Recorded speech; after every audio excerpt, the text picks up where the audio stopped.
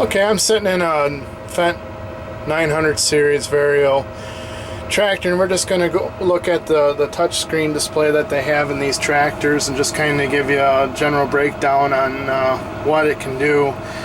There's so many different things that this screen can do, but we're going to just touch on a few of them. It's kind of set out into quarters. You can change what you want into each quarter. We've got 3-point operations up in the up left-hand corner, hydraulics, fuel consumption down on the bottom right. General tractor information is the upper right-hand side.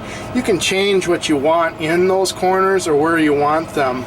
Also, you can navigate around. This is a touch screen, so you can just press anything here you want, and it'll put into that quarter what operations you want to be looking at all the time. If you push this button right here, this screen here, you can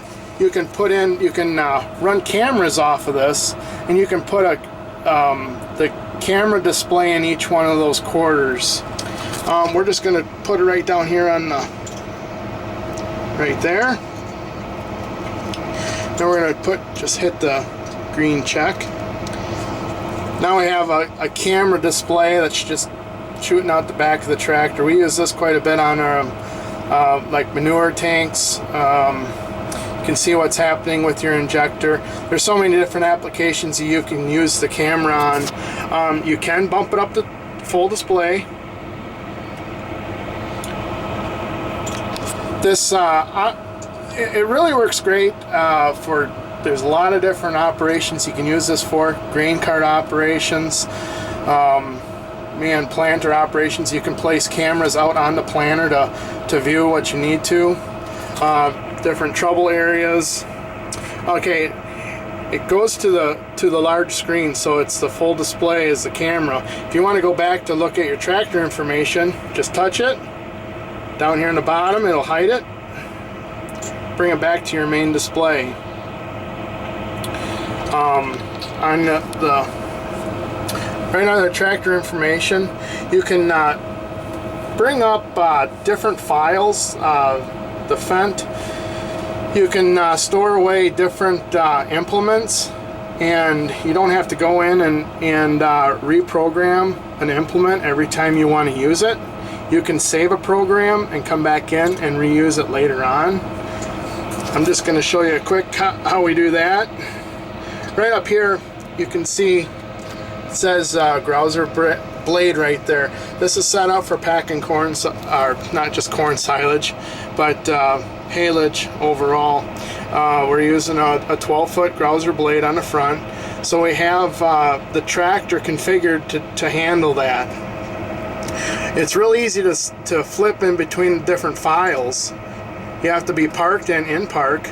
We're just going to be hitting the maintenance button right here. You want to go from, we want to load a new file. Just the way it takes a little bit to load those images, or not images, programs, sorry. Okay, we have the Balzer 7350, which is a manure tank, and a Blue Jet, it's a deep till tool, and a Grouser blade is the ones we have programmed in here. We can just press on that Balzer 7350, come down and hit our check. And now all of a sudden you can see the way the thing is configured.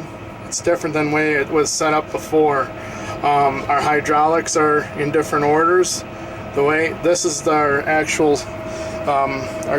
hydraulic controls on here are actually different from the Grouser blade. We're using the 3-point hitch.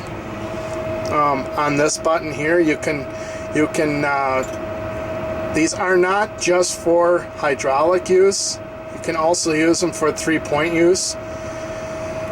So with this application, we're using it all for the hydraulic side.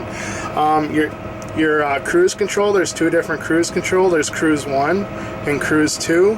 You can flip between those two cruises right here on your joystick. This is cruise 1, cruise 2. You can just flip it there and it'll bump it over, so you can have a field cruise and a road cruise. To change any of this stuff, you just touch it. like that. And then there's a dial on the end right here.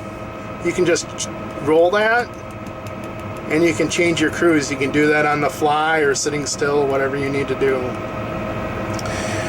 Let's go back out of there.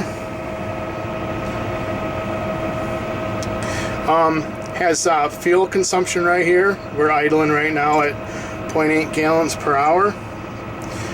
In this corner here we have the Verotronic TI, but it's the teach-in process, the implement management. Let's exit back out of there. We can look at all of our hydraulics.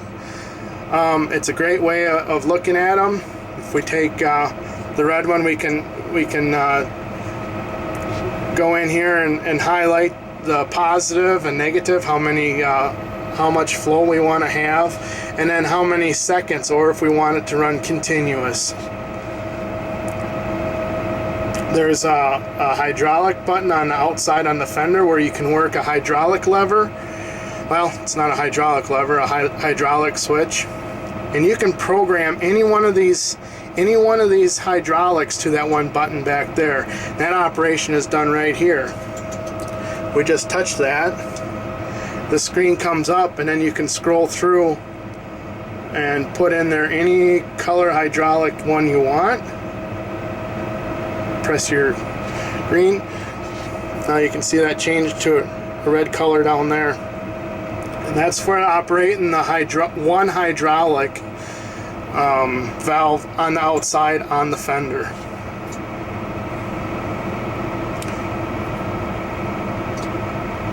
We're back to our main screen.